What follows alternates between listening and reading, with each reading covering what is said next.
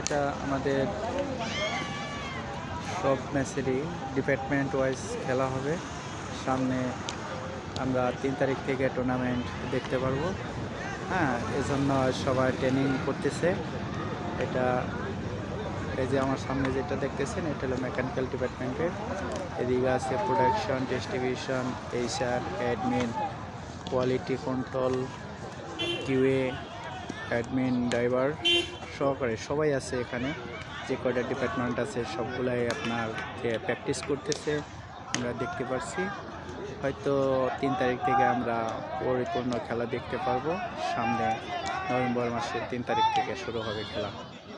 আমরা কে বিজয় হয়, কে বিজয়ের মালা নিয়ে আসতে পারে আমাদের মাঝে, তাকে আমরা দেখতে পারবো হয়তো নভেম্বরের লাস্টের দিকে। আমরা আজকের মতো এখানে এই প্রস্তুতি ম্যাচ যাদের চলতেছে ট্রেনিং, তারা সবাই দেখতে পাবেন সামনে।